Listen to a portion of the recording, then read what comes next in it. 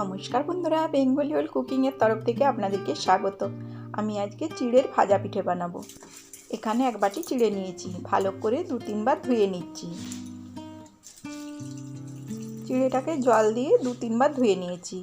এবার এখানে জল ঝরানোর জন্য একটা ছাঁকনির উপরে দিয়ে দিচ্ছি। এইভাবেই রেখে দিচ্ছি চিড়েগুলো। এদিকে ভেতরের পুরটার জন্য কড়াইতে নারকেল দিয়ে দিচ্ছি আর খেজুরের গুড় দিয়ে দিচ্ছি। আপনারা চাইলে আখ গুড়েও করতে পারেন। এদিকে ভেতরের পুরটা হয়ে এসছে, এবার নামিয়ে ঠান্ডা করে নিচ্ছি। এদিকে একটা বাটিতে চিড়েগুলো নিয়ে নিচ্ছি। এইবার চিড়ের মধ্যে 3 টেবিল চামচ গুঁড়ো চিনি দিয়ে দিচ্ছি।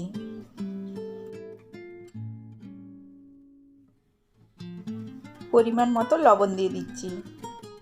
3 টেবিল চামচ ময়দা দিয়ে দিচ্ছি। এবার ভালো করে মেখে নিচ্ছি।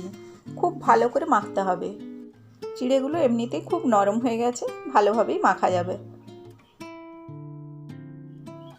এইভাবে মেখে নিয়েছি। এবার অল্প হাতে ঘি বুলিয়ে পিঠেগুলো তৈরি করে নিচ্ছি।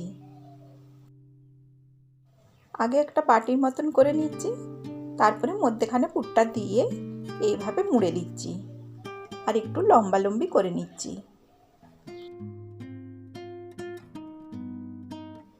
আরও একটা বানিয়ে নিচ্ছি।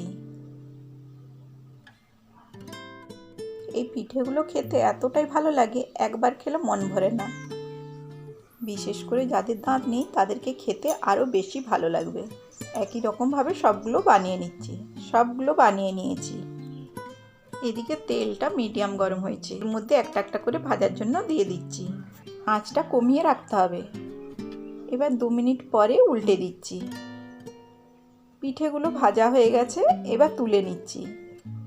এইভাবে একটু লাল লাল করে পিঠেগুলো ভেজে নিতে হবে। একই রকমভাবে সব পিঠেগুলো ভেজে নিচ্ছি। সব পিঠেগুলো ভেজে নিয়েছি।